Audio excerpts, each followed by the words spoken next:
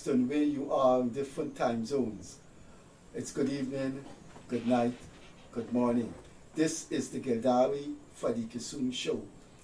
We come to you live on Guyanese Critic Facebook page, Daybreak News, and of course YouTube. This program comes to you 3 times a week at 8:30 in the evening, and it goes to 9:30. When they are call-in programs, we go an extra half an hour. This evening is a call-in program in which we take your calls, so we will go until 10 o'clock. Our numbers are 231-2982. Let me repeat that, and the operator should have it on your screen. 231-2982. We have a call-in program in which there are no guests, but joining me as co-host is Bhagwandin and the General Secretary of the political party, Anug. So, Kian Jaboor. So, they will, together with me, give their comments on your questions or the answers to your questions. We're asking you to stick to the topic. The topic this evening is the advocacy of ethnic violence by TACUMA Ogunseye, who made that call in Buxton. Now, you can call in about the implications, consequences, ramifications of the topic and the topic itself. But please stay clear of other extraneous topics. The budget, roads, NIS. There are times coming up when we will do that shortly next week. But for now, it is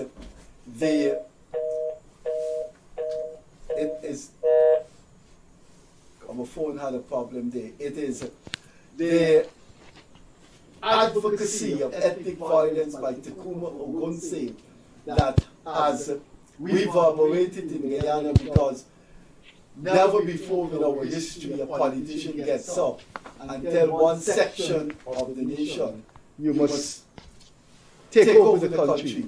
So, we have our first call, and let's make it short because there are 2 other co-hosts and they would want to give their take. Hello? Hello? Yes. Yes, my name is Mohammed. Yes, sir. Yes, sir, you're on the air. Yes?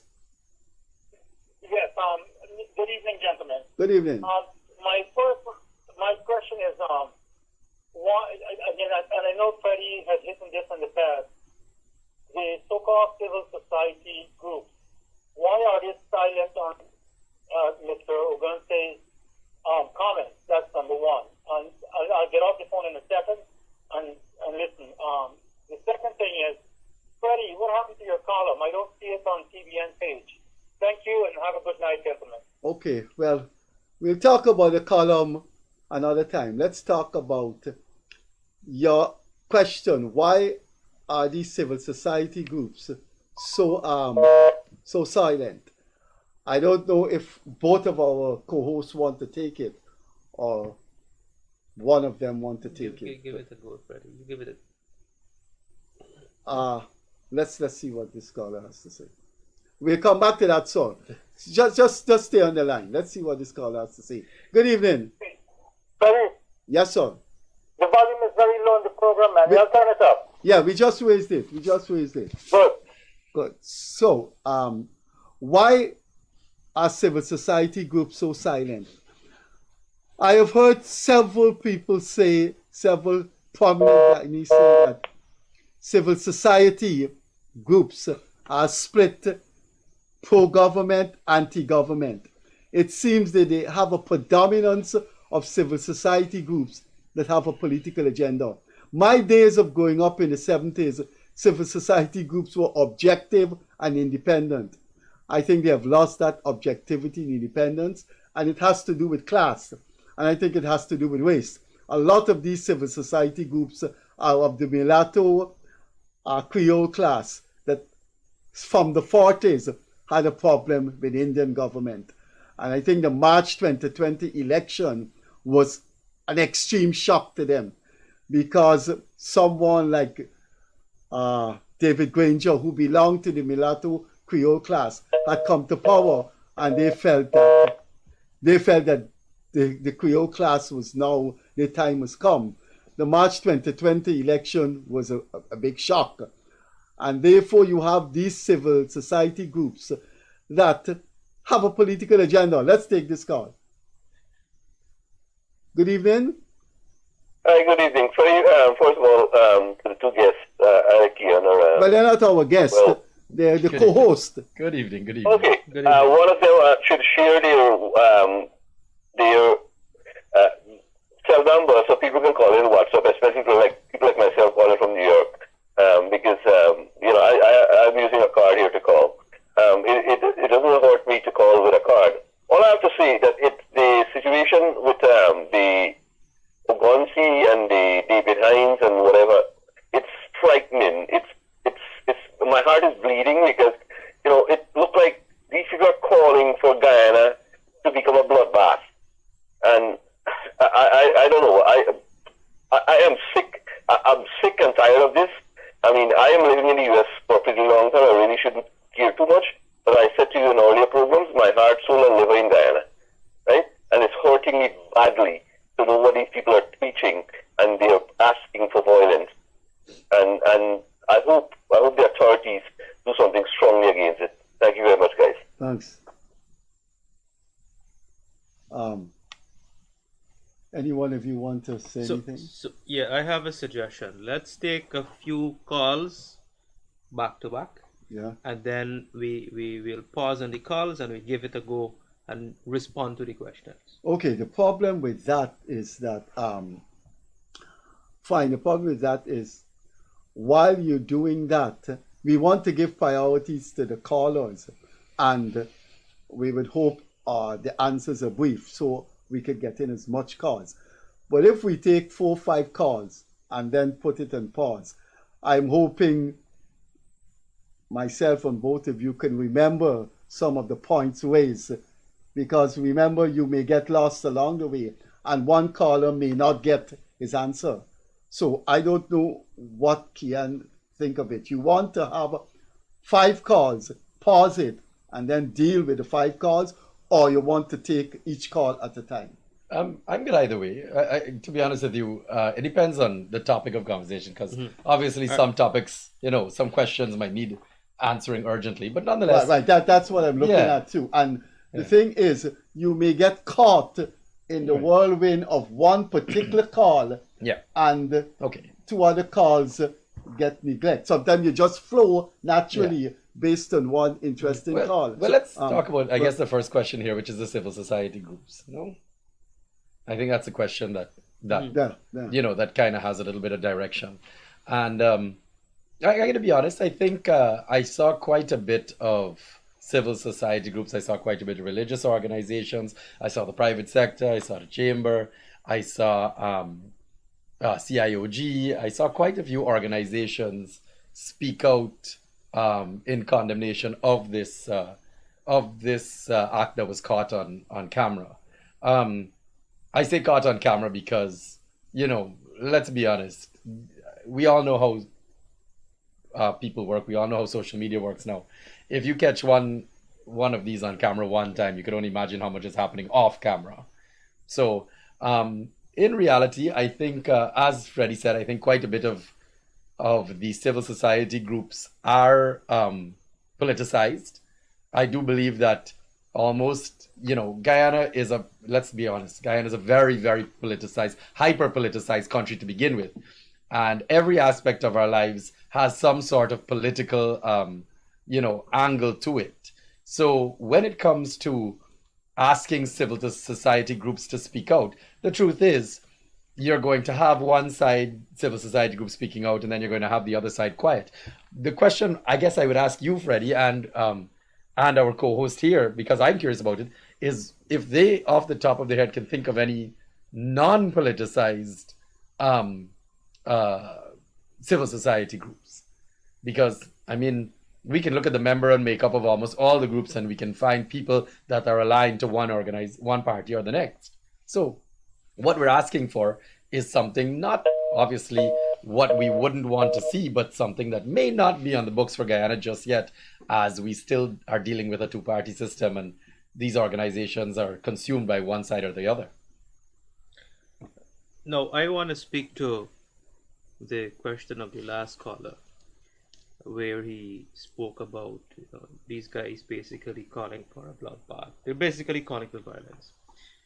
To the viewers, incidentally, today when Freddie called me to join him on this program, I had to think about it, and then I called him back and said, when I look at the topic, I'm going to do this, because I actually wrote a letter to the editor today, which was sent out to the press today. Hopefully it's published tomorrow, dealing with this same topic.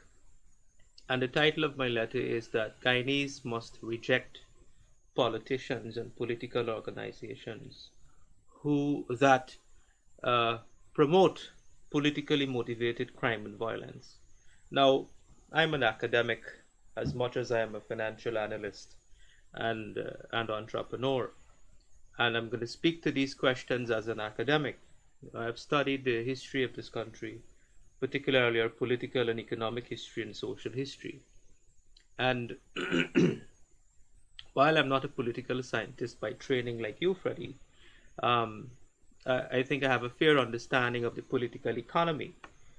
And our history is well documented, wherein the post-independent era in particular, we have had several periods of politically motivated crime and violence in our society. There are several periods, and especially during election period. There was 1997. There was the massacre in Bartica, Mackenzie, Linden. So many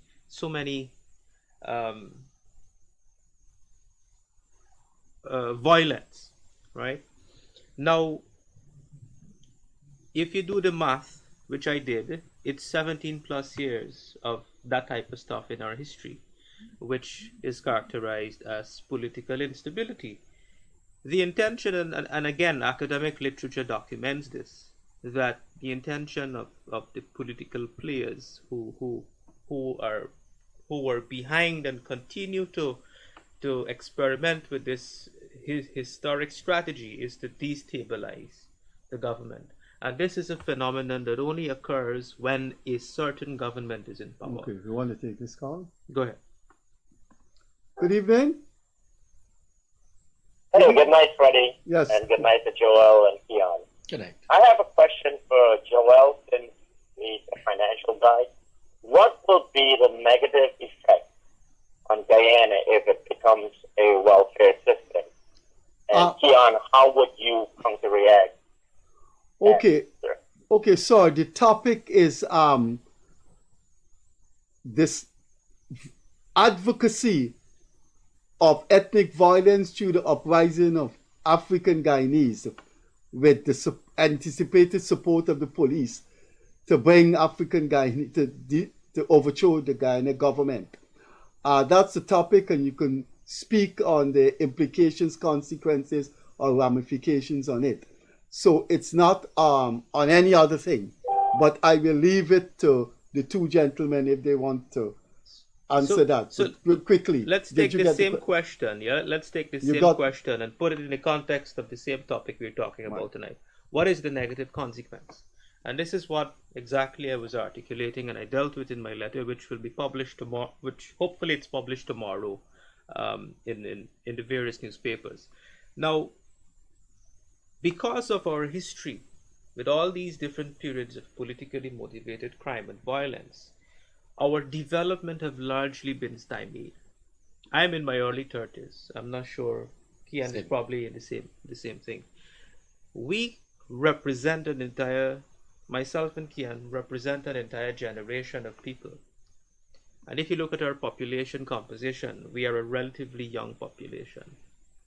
So an entire, let's say more than let's say about 2/3 of our population, or let's say half of, to be more conservative, half of our population have been deprived of developments that we should have been enjoying the benefits of today since more than a decade ago because of these challenges, which this particular incident is a demonstration of the continued and persistent attempt to reignite the past.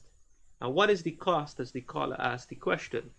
The cost is, I always make reference to the 1996 development strategy. The 1996 National Development Strategy was a 2 year exercise which commenced in 1994. And there were 200 plus Guyanese stakeholders that contributed in formulating that document. Very comprehensive document. And as soon as it was approved in 1996, the incremental implementation of that strategy began in 1997. If there is anyone who knows about what happened in 1997 following the elections, here best is you, who knows of that era and what happened, and so many other election period. What is the cost? Now, when I make this argument in different forum, the criticism that I have to deal with is, how is a 1996 development strategy still relevant? Well, my response to that is, we still need to build a bridge across the Demerara River. That is still relevant. We still need to build the harbor, build the 4-lane highways and all the road infrastructure. It's still relevant. We still need to build modern state-of-the-art hospitals. Okay. We still need to build more schools. Now, what's the cost? Let's use one example. In Region 3 alone, you have, between Region 3 and Region 4, you have more than half of the population. Region 3, you have more than 100,000 people. That's the population of Region 3, right? That bridge, that I live on the, I am from the west bank of Demerara. It's only been a year and change now. I'm living in Georgetown. Now, so I've been using the Demerara Bridge for as long as I know myself.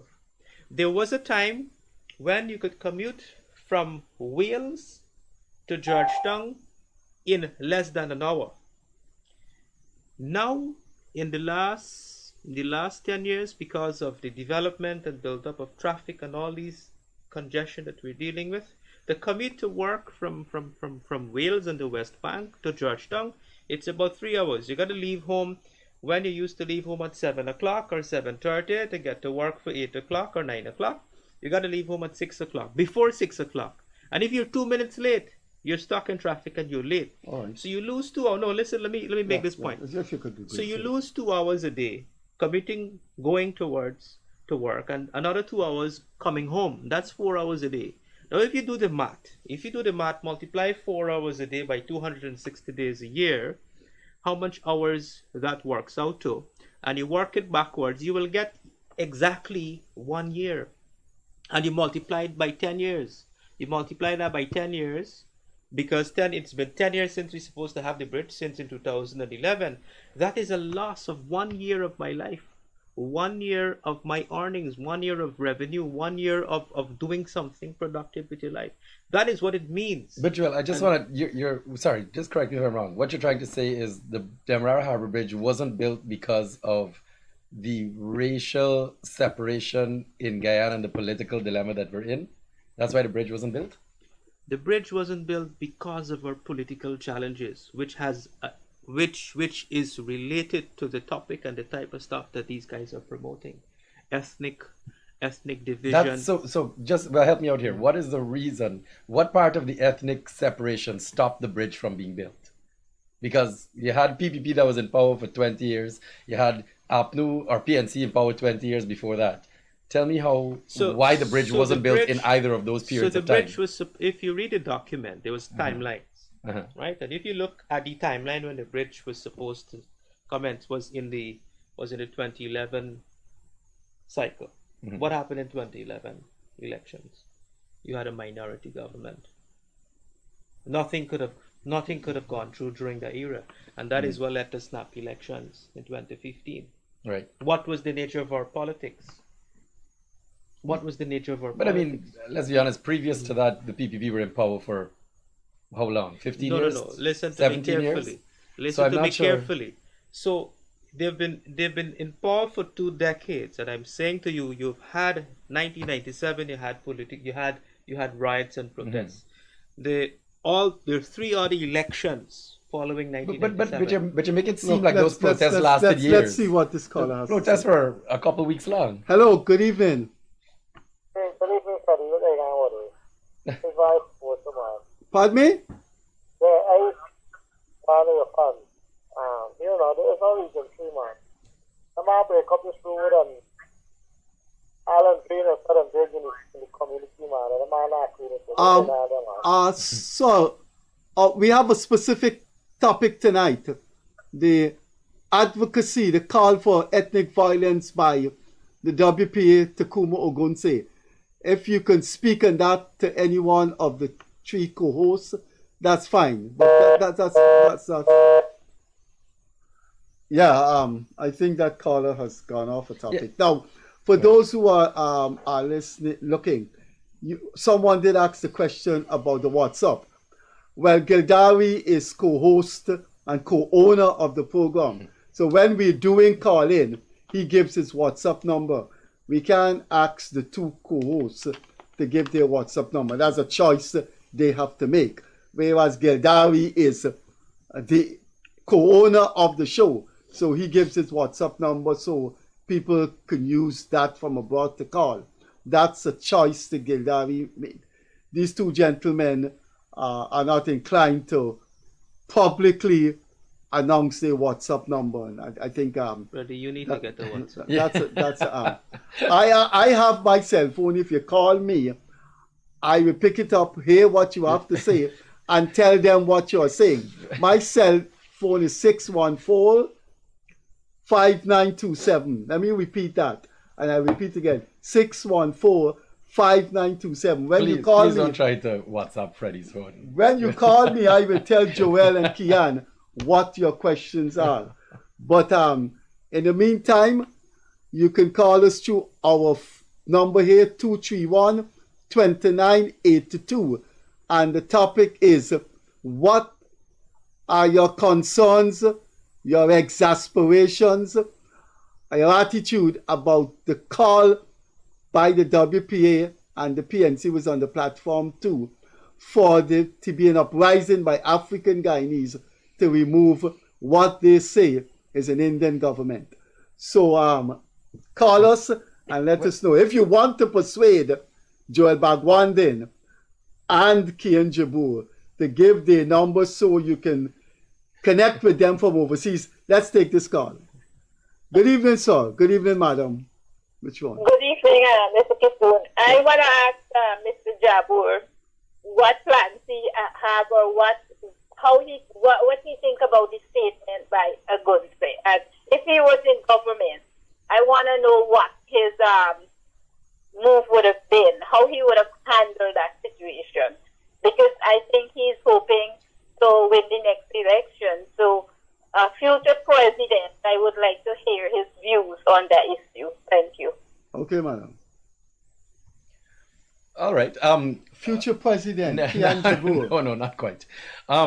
So what is interesting is, so obviously, and I will say this outright, in no way, shape, or form do I agree with this statement. In fact, I vehemently reject it. I think it is, as far as I'm concerned, it should be illegal to make statements like that. All right. The truth is, he is inciting violence. He is using his political platform to encourage others to use racism as a tool against one another. So absolutely, that statement should in no way, shape, or form be allowed. And I do believe, I will go as far as saying, I believe if hopefully our laws can adapt at some point soon enough, and statements like that can be illegal and people can be prosecuted, because that, I think, is where you're going to see the line start to be drawn when people have repercussions. Unfortunately, at this moment, nothing is being done. I believe that the government or, Attorney General absolutely should look into what legal means they have to to ensure that nobody's allowed to make those types of statements. Now, the question is, what would be the solution? And that, I think, is the key here. Why is Guyana, as Joel went back in history and mentioned, why do we continuously end back up here with this racial tear right in the middle of this country? And, you know, it's always ends up back to square one of one hand pointing the finger at the next. And what I find very interesting is it's always, no, we are not the racists, you guys are. And it goes back and forth. And every time one party's in power, you always hear, I feel victimized, I feel uncomfortable, I feel like this particular race is more dominant and is in control of all the organizations, etc. So it then comes back to the question asked, what facts is there that this country is actually torn by race? And what I always revert back to is, I don't know if Freddie or Joel, were you guys in the recount?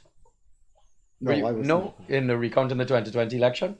No, I wasn't. Okay, so well, I was very fortunate to be part of ANUG's team, especially on the tabulation side. And what you found very interesting is, without fail, you can tell exactly the percentage of votes that are going to be for which party from each village. So when you sit down and you look at Lenora or you look at Buxton, you guarantee you know 99% of those votes will end up being for which specific party.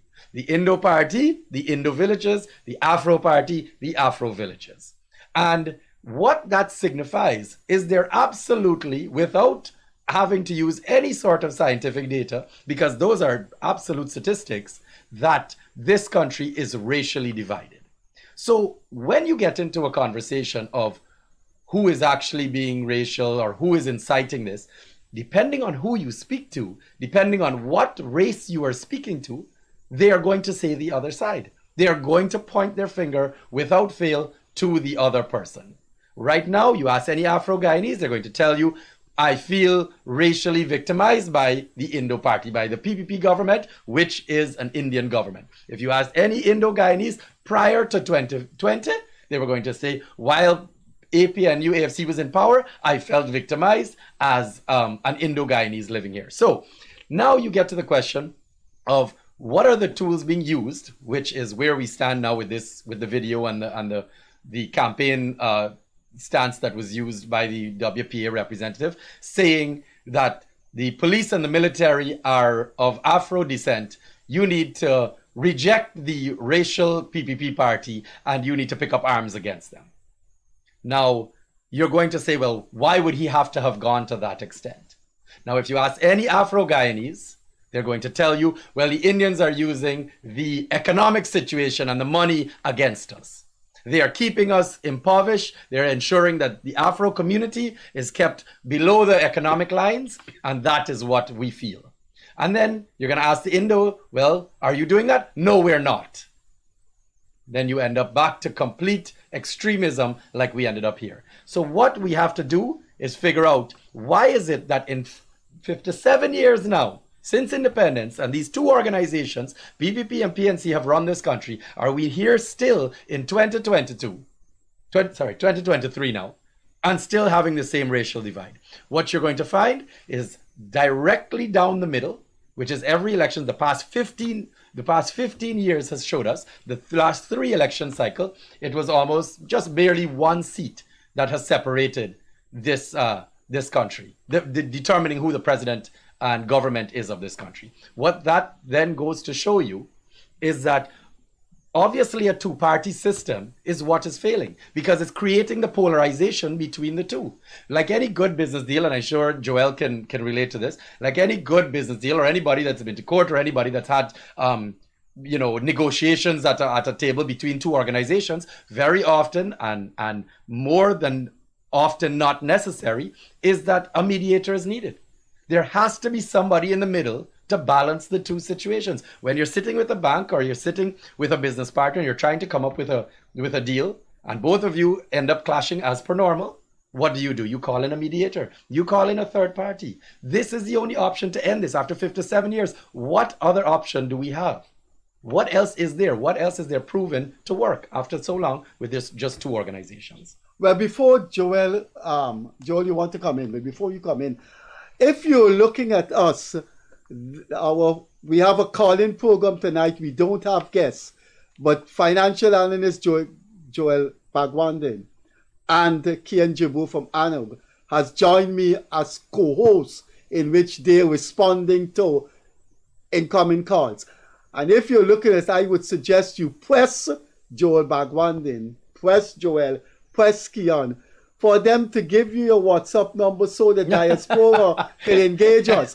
The gentleman said, when you don't have a WhatsApp number, viewers from the diaspora are accustomed to Gildarie's WhatsApp number, and he has two. Can I please? So please put some pressure on Joel and Kian and say, listen, man, give us your number just for tonight, and so the diaspora could engage them. I submit to your Wow. So go ahead. Well, you have to give them. Well, you have to give them. You have to give the operator. Listen, Joel Bhagwandin has given us his WhatsApp number. If you're in Iceland, Afghanistan, the US, you can now WhatsApp Joel Bhagwandin. Operator, are you hearing me? 652. Operator? Here is Joel Bhagwandin's number. Please put it on the screen. Joel 652 1995. 1995. Let's get that again. Please listen. Wait, I have Joel Bhagwandin's number here. I'm going to give you his number. Let me get into I called him this evening. But he just said it. 652-1995. For those of you in the diaspora, call Joel Bhagwandin with your questions. 652-1995. I'm asking the operator to put that on the screen. It's there. It's there? Yeah. And now persuade Kian Jaboor to do the same. So you want to come in? Yeah. If there's any call here, I would know from here, so you would know. I have a different view. Mm-hmm. I have a different view from Kian on the question posed by the last caller. Kian's proposed solution is very philosophical and idealistic. Well, the reality is such that the world is oftentimes not an idealistic world. So what are the realities? We've actually experimented with that back in 2011 when there was a third party, and we know what happened with that. I wanted to tell Kian that in fact the PPP lost 2 elections because Indians did not vote for them. Because of that very third party concept. But the reason why I personally make it my business to participate in programs like this, and why I do a lot of the things I do, writing letters, writing articles, is to help to share information from factual perspective, analytic perspective, to help to educate the public, right? So we've heard Kian's argument, and he's right. He's right. He has basically narrated the realities of views of people in our society. But how do we deal with this? What are the facts? How could we independently determine whether indeed there is discrimination, whether indeed that there is policies implemented by the government that enables or widen inequity or inequality and these type of stuff, and whether indeed there are deliberate policies to keep certain communities below the poverty line. If you do a policy analysis and you look at the allocation of resources of the government, the answer that you would find is quite to the contrary. It's quite to the contrary. And so there is hardly, if at all, any evidence to support the views of discrimination. What happens a lot in our society is that we confuse perception. Okay, there's a call. There's a call coming in. Hello, good evening. Good night. Hello. Hi, good evening. Good night.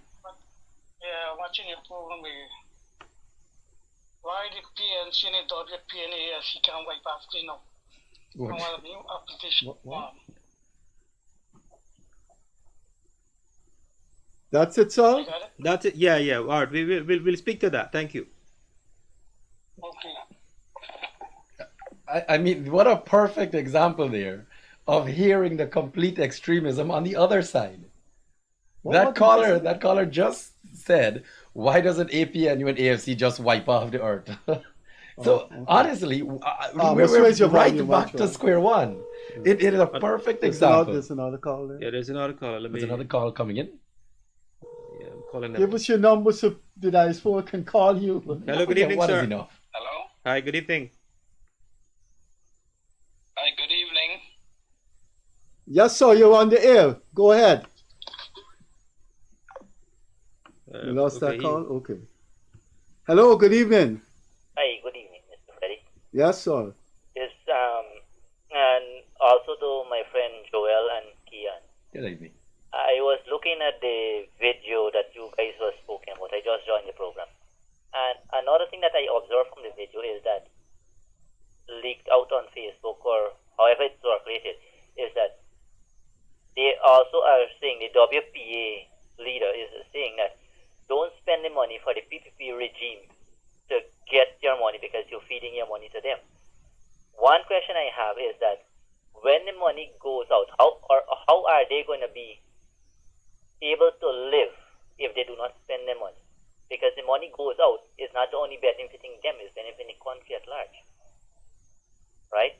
And to sustain yourself daily, right, you have to work. And by working, you receive a salary, you provide for your family. You can't go out and expect somebody to give it to you. Right? So there are a lot of people that is going to fall for these things. Right? Who do not analyze these things. Right? So the question is, those people that listen to him and the others that make these statements, right? How are they going to survive if they do not do the right thing and follow the trend that this racialism is going?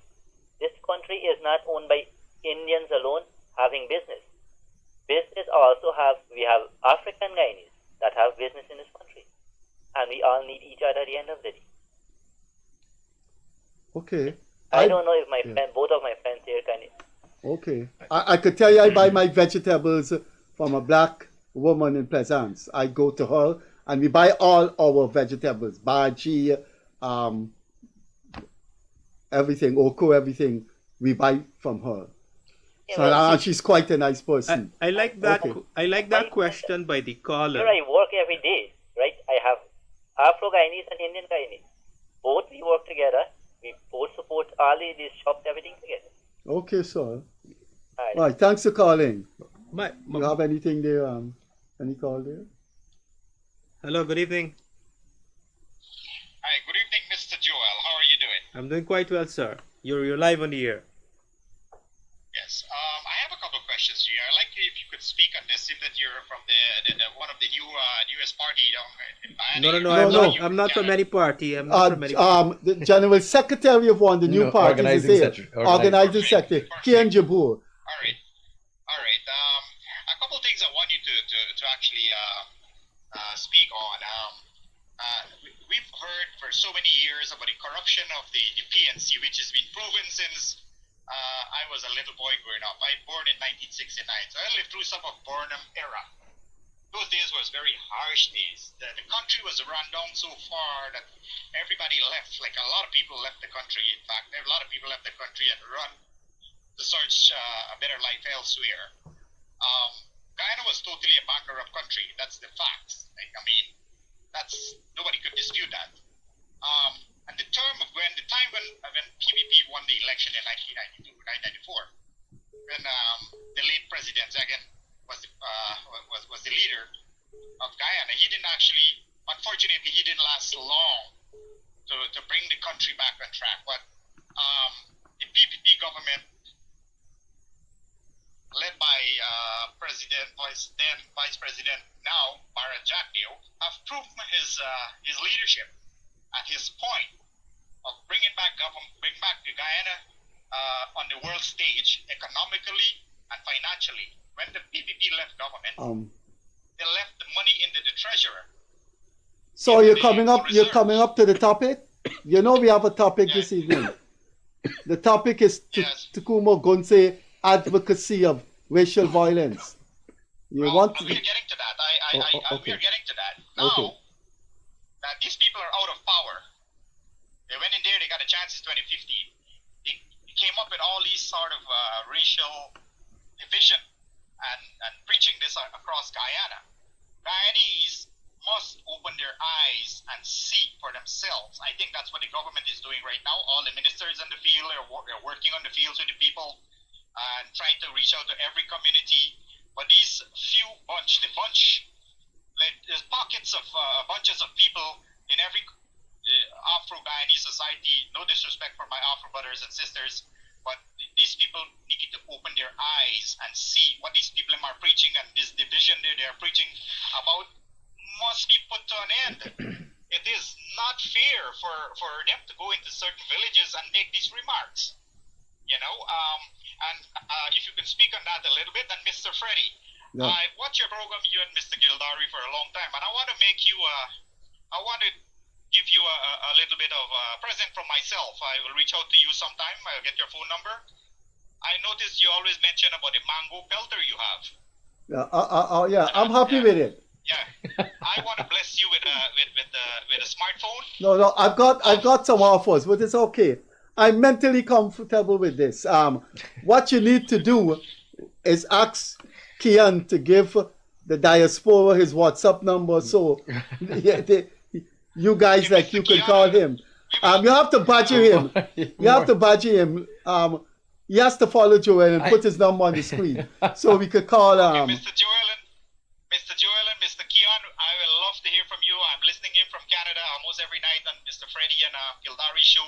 They had some wonderful guests, and I enjoyed those programs. Mr. Freddie and Mr. Gildarie, I didn't see him there tonight, but it's always a pleasure watching you guys' program. Thank you. Thanks. Okay, just keep checking and see. I don't know time wise what we're looking at, but I have something I want to make mention to, and I think it's important. Good evening. Go on to the show, Gildarie Freddie Kissoon show. Yes, I want to get on to these two guys over there. Yeah, the two guys have inequality of wealth. Right. Are you hearing me, sir? Yes. You started with Guyana has inequality of wealth. Yeah, we're hearing you. And that is the problem right there. It's not a racial problem. You have a country where, and this is an Indian guy, and he's talking. You have a country where the whole of Water Street, the whole of High Street, are you hearing me? Yes. Right, yes, go ahead, yes. You got to lower your volume, Saul. We're getting a feedback. Okay, sorry about that. Tune down your television or your smartphone. Right. Okay. Yeah, we hear you now.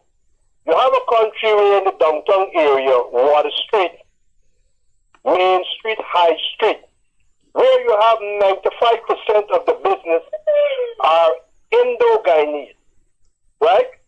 Now, nobody's to be blamed for this, right? But what I'm saying to you now, if the president is talking about his One Guyana initiative, they need to set up like an Afro-Indigenous bank where they could have enhanced to get more Afro-Indigenous business and to get these contracts. You will always have this problem because the people who are not of Indian descent will always feel left out because of this situation. It's an inequality of wealth. And if the president is talking about One Guyana, he has to find some way to fund these people, fund contractors, you know what I mean, for other different races other than Indian races, inequality of wealth. You know what I mean? If you had somebody come from Mars and they walk down Water Street, they will ask, how could you have a population of so mixed races and then you're just seeing one race alone in the main area? And I think that's a problem. Okay, you finished, Sal? Yeah, just before you go off the line and the Joel and Kian answer. When last you been down Regent Street, from from the old cricket ground border right down to City Hall, those businesses are owned by Chinese. That was 40, 50 years ago. I can tell you that. I live at Turkine, and all the supermarkets from Turkine going right up to Edmore on the railway embankment are owned by Chinese. Straight away from the point. What about the Afro-Guyanese and the indigenous Guyanese? No. I was just correcting you when you started and you say, you go to Water Street, you go to Regent Street, all the businesses are owned by Indians. No, man, the Chinese own those businesses now. Yeah, we understand the Chinese but thanks for calling. Can't go to China. Nobody can go to China open all them different business. No, man, don't say that, sir. No, so don't say that. They go to the villages. So don't say that. We Guyanese are all over the world. Don't stop people from coming in here. Joel and Kian. Yeah, but they don't monopolize. They are monopolizing business. No. Stop. That sounds. Stop that. No, they're monopolizing. Stop that, sir. That's it. Stop that. So I'm gonna. Guyanese are living in foreign. I see what's going on. I'm gonna let the two. Taking over the world. Okay, you finish, sir. Going back to what we're talking about. Okay, you finish, sir. Yeah, let me okay, attempt to answer. Here are the answers. So it's an important point raised by the caller. My response to that is, go ahead, respond. Let me absolutely. answer. Respond first. An indigenous bank to serve a particular ethnic group would not necessarily solve the issue, because this also was experimented with in history. There is a bank. Yeah. Burnham had two. Bank. Yeah. And the mortgage finance agricultural and right. And the mortgage finance bank. That institution was set up for that very purpose historically, which failed miserably. So the question of inequality is not so much about access to financial resources. It's more about how to access it. And if you're talking about entrepreneurship and business, you gotta first of all have a bankable business plan, a bankable business case.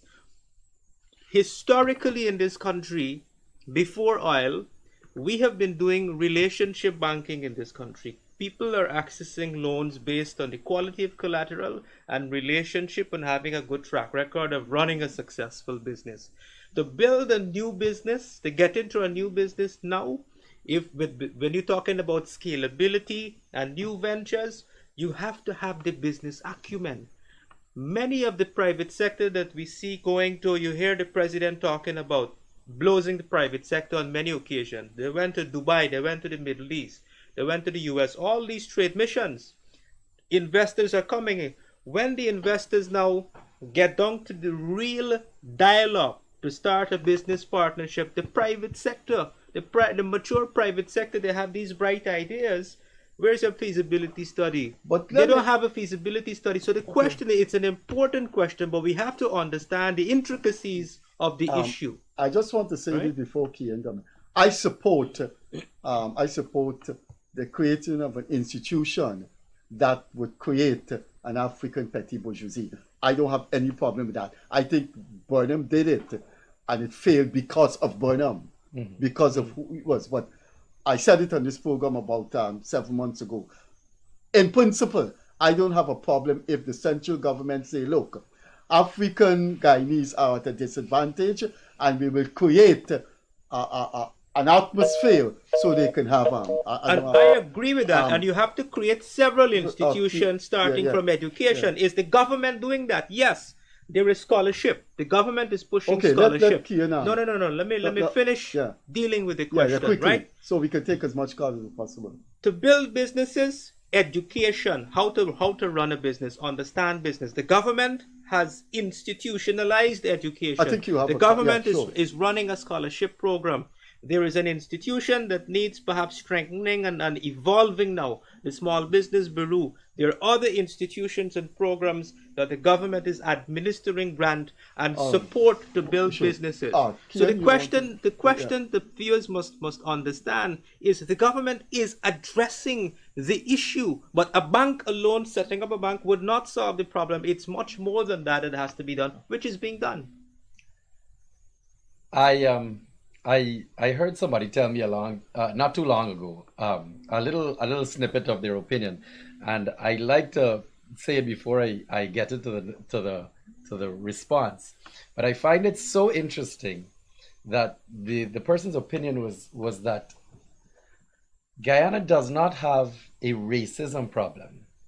Guyana has a classist issue disguised as a racism problem.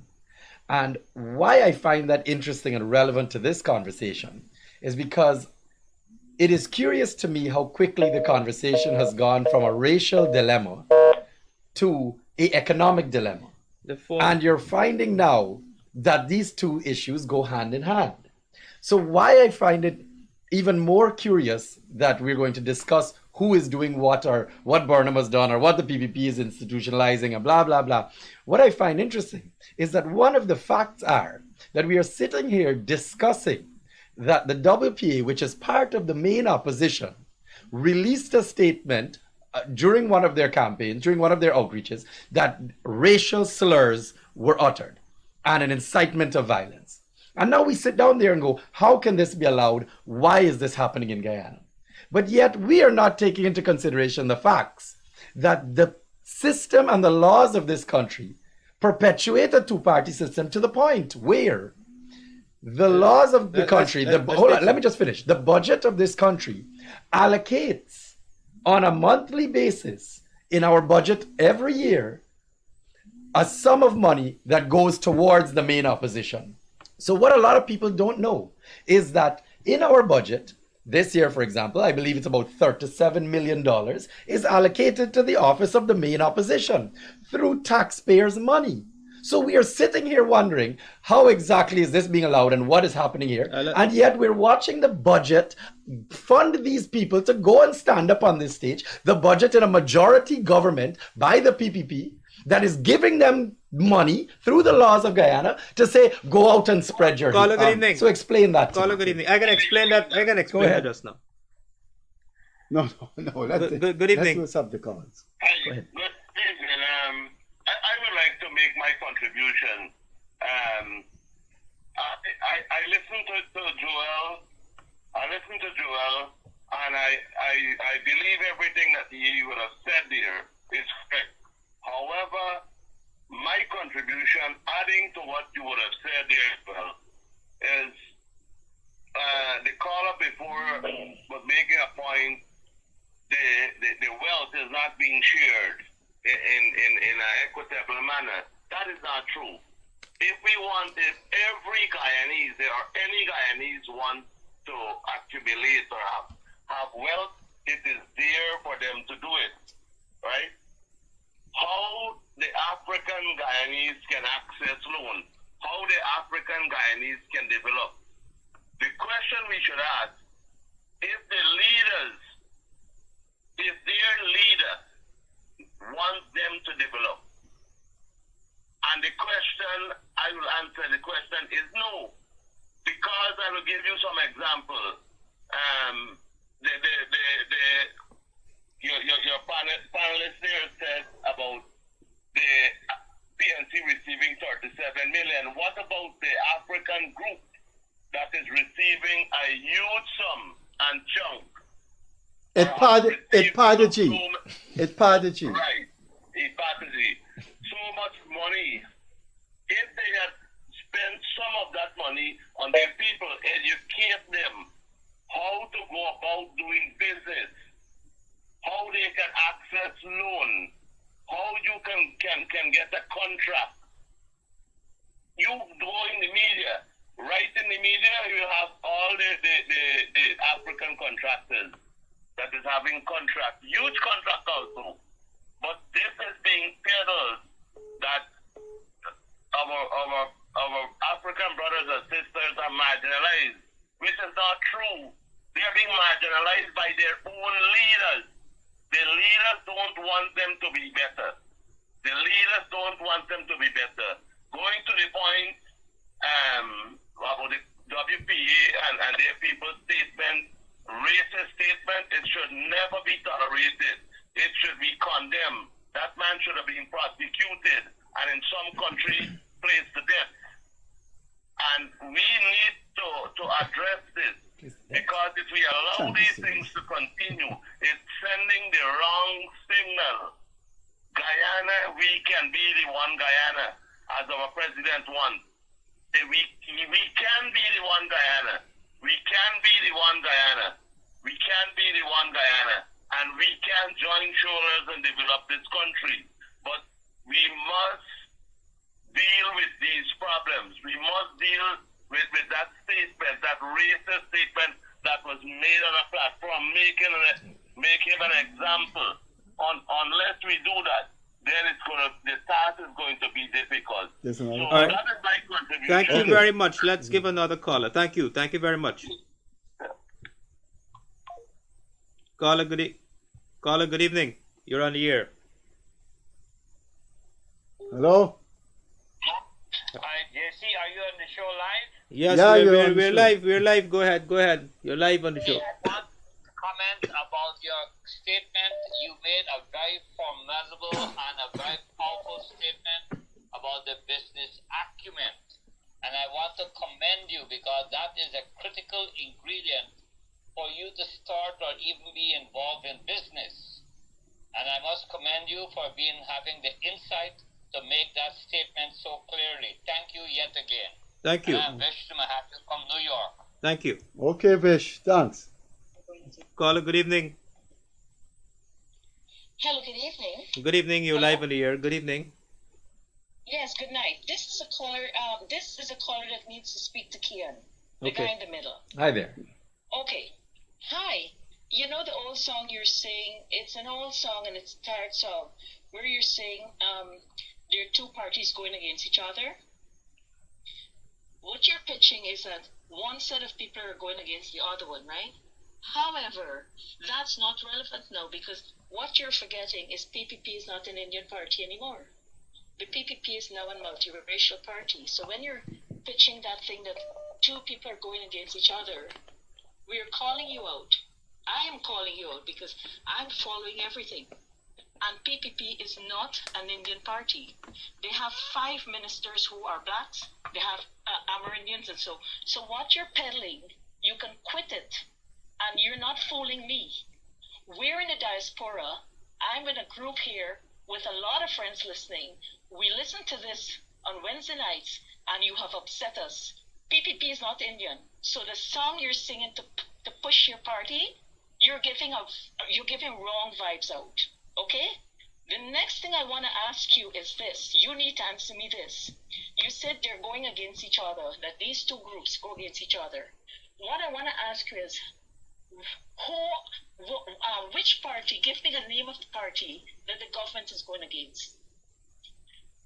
We know the APNU, not the APNU, this guy that was on the stage, say he'll turn the arms against the government.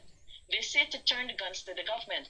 Now you answer me, who are the people that the government is attacking? You cannot say these two parties are going against each other. I am following the government of Guyana. They do not fight. They are not aggressive. Ali is uniting Guyana. Ali is doing a wonderful job for Guyana. He is not fighting. Why are you on air saying that these two parties are going against each other? So can I ask you a question? Even though I'm abroad, I'll not have it. Can I ask you a question? Yeah. Can I ask you why you think that there's still a racial division and we're still dealing with this in 2023? Both parties having ruled for 20 something years each? Equal amount of time? Oh, it's not a matter of both parties. There are a set of people that are running the party. People vote for who are doing well. This is a set of people that are governing right now. But my question to you is, why is it happening? I need to ask you this. Why do you go by the names of the party? Ali is doing a good job. what this man is saying right now, that's handling the show, Freddie, is right. He's not going by if you're government or anti-government. He's going by the policy. Ali is doing a good job. Okay, Ali is doing a good job. I'm asking you for more of why exactly do you think we're still dealing with a racial division in this day and age? There's no racial division from the government. You're not going to kid me. The government is for all of Guyana. So what you're telling me is that each child is getting 40,000. Every person there is a contractor. You are not going to kid me here tonight. Again, I'm going to ask you if racial government. If there's a racism, go it's ahead. the old dinosaurs from the jungle. I know. It's okay. Could you people who are racial. It's not a racial country. Hello, madam. Could you give him a chance to ask you what he wants to ask you? Yeah. No, we got other calls coming. Let me take some other calls. Okay. I'll respond. She can. Ma'am, thank you very much for your contribution. Absolutely. And I agree with you. And I'll deal with Kian here in the studio. You don't worry. So that's not the case. He needs to tell us one thing before I go. What does he think of the government? Okay. I'll tell you what I think. Absolutely. I would like to know that. Great, Okay. thank you. Let me take another Thanks for call. calling. You mind telling us? I'll let you know if you can let me have a chance. Madam, thanks for calling. And I want to know. Yeah. next week we have a call in. Please call again.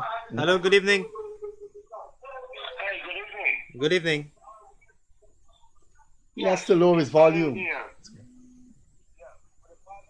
He has to lower his volume. Yeah, isn't that treason what these people going on with and saying point the gun to the other side? In my view, yes. In my view, I think it's treasonous, but it should be. They're different views. But I live out here too, and as that caller talking about the plan for the Africans, we got the Canada here, we got the Afro-centric school that's going to learn the kids them, and they haven't produced one thing credible here yet. No problem that everybody work all the roads and the bridges. Who's driving them? All the roads them in the country. Who's driving? Is everybody driving? But they're only finding a fault of everything to blame. Okay, so thank you. Thank you. Kian, you want to? Yeah, absolutely. I just find it interesting that what you always end up is the exact same position we're in, where you have a gentleman that stood up on stage and said that the PPP is racist and we must go against them. And then you have another group of Indo-Guyanese saying, no, we're not racist, you are. Good evening, we caller, keep you're going here. back and forth. We keep going back and forth in the same scenario. I would like to reject some of the statement that female caller would have made earlier. I agree with some of what she said, but the attack on Kian was I do not support it. It comes with the territory. However, I do want to caution Kian a little bit, though, on his expression sometimes about the PPP PNC thing. He might sound a little bit out of place sometimes. No attack on Kian, no attack on anyone.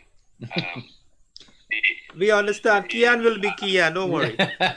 No, okay. Absolutely. And I mean, what I'm trying to do, if you don't mind, is what I'm trying to point out here, and this is clear as day, is that both sides have the exact same complaint.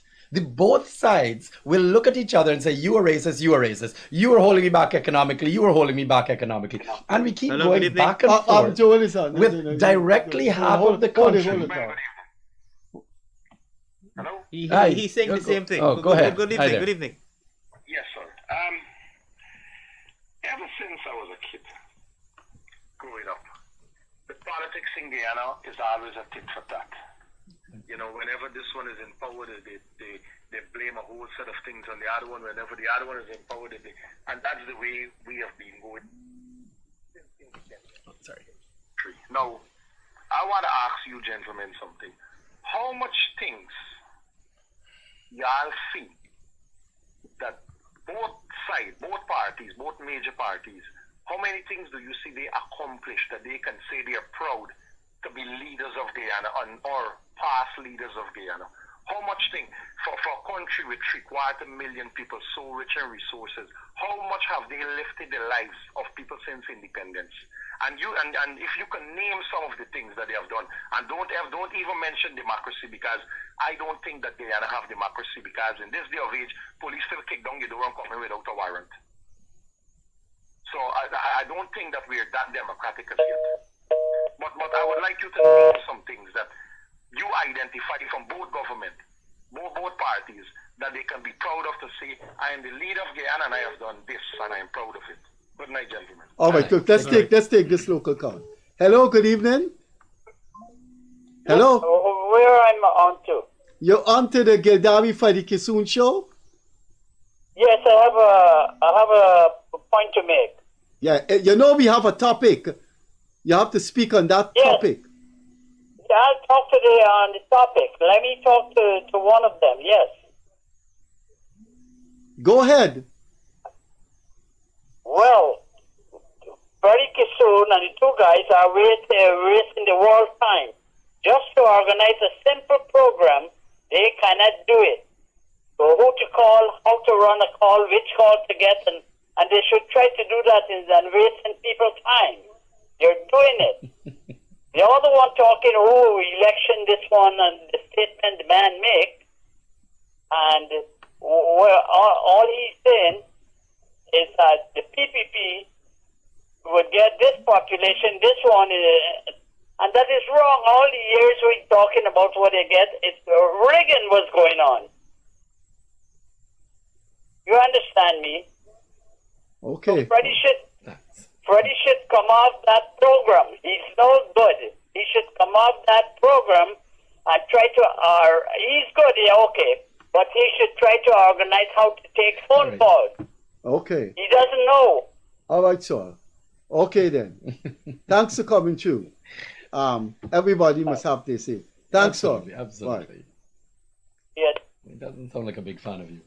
Well, he doesn't. As you say, it comes with the territory. It comes with the territory. Anything there, Joel? Yeah, we had some calls come. Okay. Will you call him back? Yes, good evening. Good evening, you're live on here. Hello. Yes, I would like to speak to Kian directly. He said both sides are saying this, both sides are claiming each are racial, but you have to look at the facts. There are facts involved, which you could clearly see. You understand? There are facts. Where do you see the PPP party being racial or the Indian party being racial? Well, I can argue that the people are I think you might need to take. I guess. Sorry, Joel's wife is calling. But nonetheless, I can tell you that the argument on the other side is the economic imbalance. And what you can't argue with is that there is an economic imbalance. Let's say what he has to say, and then we'll hold the calls until you answer. Who's being lazy? Just out of curiosity, who's being lazy? Let's talk about that exactly. I have Indian friends, I have African friends, and I even have a Chinese friend that's smoking dope. Seriously, and they're categorized as critical scarlet blue life. Critical scarlet blue life. So what I So it's a behavior. So you don't believe that there is an historic inequality that has led the Indo and Afro Guyanese to be at different economic positions? Those things are long time systems. Old people. Now is a different time. No, but you have to understand that they have to have an effect on what happens now. So, for example, land ownership in this country. I mean, you want to talk about facts. I mean, what about business ownership in this country? I mean, we can talk about how unequal those things are. So what we're having is we're getting confused in a conversation about racism, which is actually just an economic situation disguised. So, thanks for coming to. So let Kian Jaboor answer your question, please. Yeah, you have to be. I understand you, Mr. Freddie. Okay. But listen to me. Yeah, just you have about a minute. You have about a minute more. You have about 30 seconds. Evening, but facts is very important. Okay. Thank you. Thanks. So, Thank you. let's take this. Oh no, it's gone out. Okay. Go ahead. Kian, you wanted to say something? Hello, good evening. Oh, you're on here. Hi, good evening. Hi, hello. Hi, good evening. Hi, good evening. How you doing? Good.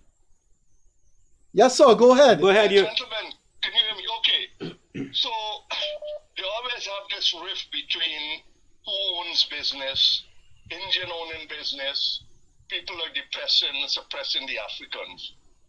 No one can help it if the Indians have the money and they put forward it and they open a business and the Africans want to sport and have a good time. I am talking in a base Indian sport and have a good time. I'm sorry. I think that's walking down an absolute racial line. You're Steve. So, you can't speak. You can't say that. So, please listen to me. I mean, that's you a can't perfect stereotype example. people like that, man. Indian sport, I'm a Indian sport. Listen to me, but you can't. Indian sport and they keep their money. You can't. They use the money and they take it and they invest. So you can't stereotype people like that. You guys are saying people are suppressing the Africans. Who's stopping them from opening a business? Again, I think what we're getting confused about. There's an important fact. The government is not going to give you money for free. No. You have to save. You have to. I think you need to understand the historical side of the economic inequality and how it has led to this point. Not the systems that are currently in place, but for example, as you know, in order to get, how come most of the assets in this country, over 50% of the assets in this country on businesses are Indo-owned? Why is that? All right, land ownership in this country significantly larger on the Indo side than the Afro. And you have to understand why that is historically. And this is going all the way back to indentureship and slavery. But here, No, I know, but who stopped these people from getting the money? It's not stopping them. It's if you're starting further back from the next. Let him have a say so we can get more calls. Obviously, you're not going to be able to get as far in front. Kian, let him have it. So,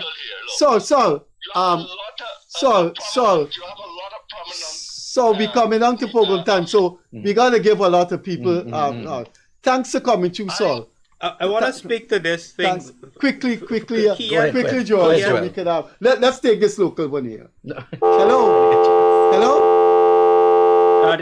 Go ahead. So Kian is stuck in one particular viewpoint on this issue. Hello. You're on the air. I agree with that. So Kian is stuck on this thing. On one particular viewpoint about which is historical, which is true to some extent, but there is a fact that we are not speaking to, and I want to speak to it here. Hello. It is true. Hello, sir. You gotta give it a chance. Good evening. Low down your volume, sir. We have a feedback and we not hearing you properly. Okay. You see, you still have it high on. Cut off the call. No, you can't. Hello? This call is nice.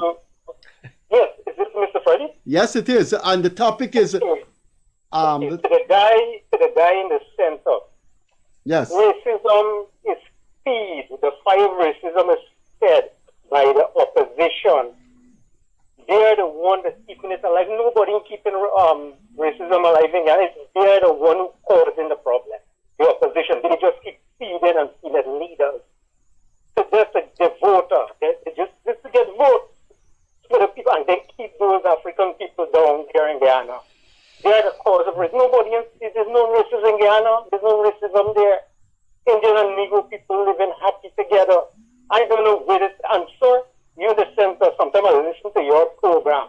I know you're trying to everybody to fight to bring the party up. You want to reach for PPPs and PNP. But sometimes I listen to your the stupidness you just be saying. I don't understand. So, don't use those kind of words, man. Good night. Good night. Sometimes I was wondering, the things you just be saying, what if you're intelligent? All right, good, sir. Good. Thanks. Go ahead, Joanne. Thanks. Please. There is an important fact. Let me say it quickly. Quickly. We got calls coming in. This is to answer to the questions and the debate happening between Nicole and Kian. There's an important fact that we must acknowledge. Maybe I'm in a better position to speak to it. That's why I want to state it. Let's see what's happening here. Hold on, Hello. Freddie. Hold on. Just now. There's nobody there. Right. Try to. The important fact is, it is true that more Afro-Guyanese are getting into business, and it is true that more Afro-Guyanese are getting government contracts, and it is true that more Afro-Guyanese entrepreneurs are growing And we are not speaking to that. This is facts. Where can I get that information? This is facts. But why? That sounds more like an opinion. Where would that information be?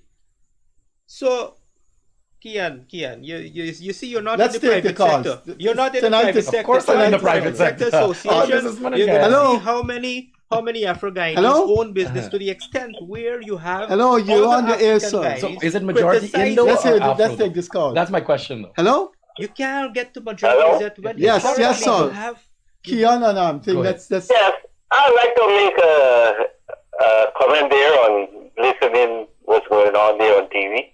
yeah. Quickly, sir. Yeah. Hello? Is this the Freddie Kissoon show? Yes, Am I it with Freddie? Yes, it is. We have two co-hosts. They're sharing the program with me, answering your questions.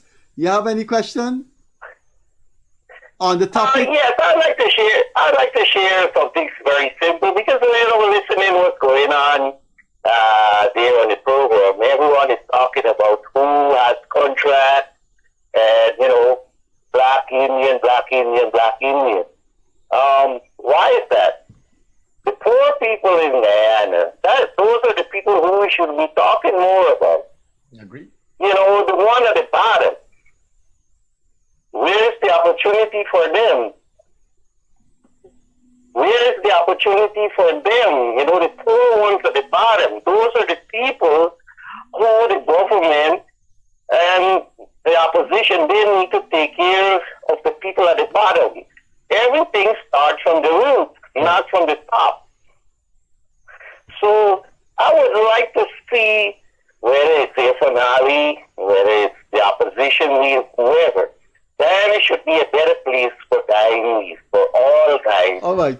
Thanks. Thanks for Absolutely. coming through, sir. It's actually funny. Thanks I for agree coming with you through. because Thanks. it really is an economic situation that is disguised as racism. The Joel racism is Bhagwan, the tool any these call from the use diaspora there? to pull the country apart. Yeah. When in actual fact, it is just unfortunately poor people Hello, good fighting evening. against each other. Because it's not the Pass rich that phone. that are screaming racism. Good evening. You're on the air. I would like to make a contribution. Yes, madam. Go ahead. I would like to answer a question that Kian and Jaboor asked as to where did it start and why is it the Indians have more money than the blacks. Now, he's very young, so I just want to say that back in the days, Barnum days, the Indians couldn't get job at the ministries in the government places. Barnum put all the blacks there. Now, this is not being racial, this is being factual. The Indians had no choice. We had to venture out. We sent our kids to school and we went into business. Our foreparents came from India where everybody doing business. And that is a culture that we brought back here. We couldn't get government jobs. So we saved. That's what we know to do. We save, as a caller just said earlier. We can eat dal and rice and get through with life. We don't go and buy junk food and expensive food. That's what our culture teaches us. And that's how we earn money. We save and we earn and we went into business. So that is why today, not only today, Indians have money. It has to do with our culture, our upbringing, what we know. And so that is how it is today. No, this has nothing to do with race. The WP and the PNC is themselves, not the people who are following them. They're misleading their people. You were speaking about third party, fourth party, and fifth party. It could get a million party. It has to do with what the PNC, what is their agenda. It doesn't matter how much seats occupied by how many parties. Once the PNC is not in power, they will never stop. Do you believe that both poor Indo-Guyanese and poor Afro-Guyanese are getting wealthier currently? Yes, they are. You look at the stats and see how not only Indians, how many blacks are getting house lots and houses and getting opportunity to go to the banks and get loans. Well, that's actually something I'd like to discuss. Because if we sit down and talk about what is being what is factually happening on the ground. I was very fortunate to be in Esquivo recently, this weekend, and discuss the economic disparity that's occurring in the country right now. For me to say that there's an equitable balance of all people in Guyana becoming wealthier can be an argued statement, because what you're often seeing here on the ground, and not so much in the news or the headlines, is that the poor are getting poorer and the rich are getting richer. And what we're ending up finding is that this racism tool is being used to cause more division than showing people that their economic disparities actually is what is changing. Not necessarily their ethnic division, but in actual fact, the reality is the economics of the country is being much more of a tool to change Guyana's dynamics. And I think that is something that needs to be taken into consideration. The poor are getting poorer and the rich are getting richer. Racism is just a symptom of that.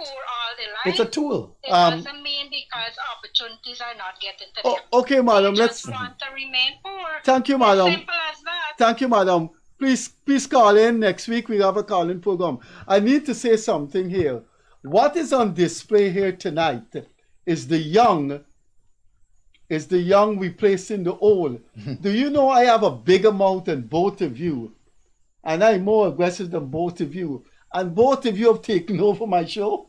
I haven't been able to. Actually, not Joel. Joel has not had a chance to speak very much. Hello, good evening.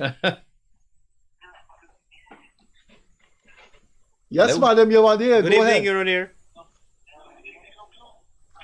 You have to tune down the volume. Yeah, I'm ready yet.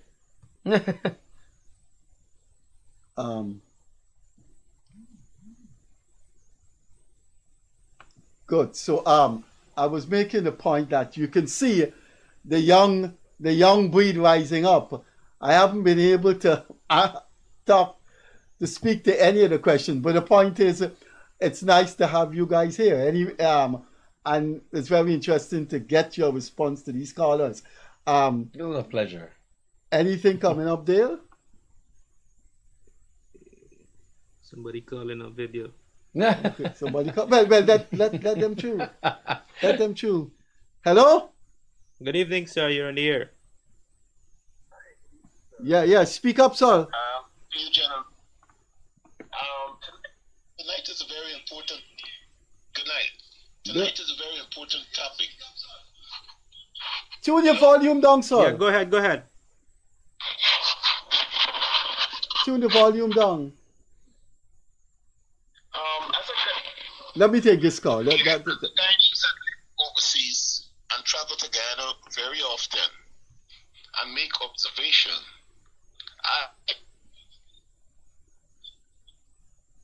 No, that call has a problem. Let's take another one there, Joel. We're not hearing. I just want that everyone that is talking about the racism, racism shouldn't be a problem.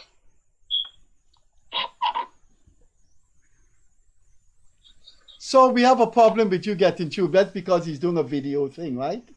No, he's. No, we got. He's breaking up. Yeah, we gotta let that go. We gotta take that off. Off. You're breaking up. If you could send a message, I'll read your text out. Go ahead. Has he? Take. No, there's nothing coming up here. Well, he was breaking up.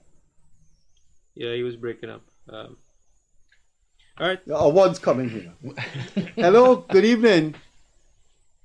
Hello. Good evening. Hello. Yes, sir. You're on the air to the Gildarie Freddie Kissoon show. Freddie show. Yes, we have two co-hosts answering questions too. So let's hear your questions on TACUMA OGUNSEY'S and the WPA and the advocacy of ethnic violence. What's your take on that? Well, he's a sick man. He's a sick man. I tend to disagree with this guy, Kian. I've been around a long, long time. I am older than you are, Freddie. Let me tell you something. The guy doesn't know what the hell he's talking about. Pardon me? The root cause of the problem in the black community is that they got 90% of the mothers are single parents. How are not they going to raise money to run a business? So be careful. Be careful stereotyping. Be careful stereotyping Guyanese people. Don't do that, man. This program, we cannot insult people's culture, religion, people's race. We are talking about the illegal advocacy. Saul, please do not stereotype. You're wrong to allow these people to continue to hear this nonsense, because this is exactly proving that there is so much systemic racism on each side. That's what this show has proven. Let's see what's this here. Good evening. Hello. Good night, fellas. Hello. Yes, sir. Time is going on us. Yeah. Quickly, sir. I've been listening to the show all night. It's simple. Yeah, yes. Quickly. Just listen to me. Yeah. There's no racism in this country. There's just one thing. The opposition, and mostly right now, the WPA, the only thing left for them to say, we black and we must rule this country. Kuli man, Indian man must not rule this country. It's that simple. That's their motto. Ain't no racism. All right. Thanks for coming through. Thanks, sir. You have anything there, Joel? I have a question, Freddie, and you as a political scientist. I mean, Good evening. Good evening, sir. You're on here. Our operator said 1 minute remaining, so we have to close off now. But we don't have any guests, so we can use up the minute. Yeah, but this person in here. Okay. Hello. Good evening. Good evening, gentlemen. Yeah, we have a very interesting topic. Our operator say 1 more minute we have. So yes. I'm 65 years old, so I know about all this racism from the time I was a youngster. I was dismissed for going on strike against the PNC in 1977. This problem, the racism problem, is going to disappear. People just have to have some patience. The oil is going to make all of these problems disappear. It will take too long for them, but they have to have some patience, because the third FPSO is coming next month, right? So by May, June, we can be producing 630,000 barrels per day, of which Guyana will get 1/7, will be 90,000 barrels a day at $80, that's 7.2 million US per day, and et cetera. Eventually, all of this stuff is going to disappear. Just some patience, that's all is required. okay, that's about it, sir? Yes, that's it. Yeah. Well, I think we have time just for one more call. I think just for one more. You have anything, Joel? If you don't, then we have to wrap up. There's no need for any one of the two of you to make any concluding statement because you're not guests. But just push. This is the last call. Hello, good evening. We gotta go now. Quickly, sir, we gotta go. The operator say our time is up. Real quick, this show has proven that Guyana has a racism problem. This show, just based off what people have said to each other and about each other, has proven we have a racism problem. So, that's it. That's it? I completely agree with you. That's it? That's it, so good. Thanks. Our operator again signaled in my ear. We have to do this another time, and the biggest loser on this show was the co-owner of the show. I haven't been able to I haven't been able to get him a 2 cents. I haven't been able to get him a 2 cents, but it's been one of our more interesting call-in program. Absolutely. I think it was a good interaction, and next we have to do this again. You, me, hope Gildarie is available, and the four of us can take people's call. And if we do it again, I will insist on my right to also answer people. You have subtly and most openly sidelined me, but it was a sidelining that I'm willing to. Yeah. Thank you for having me.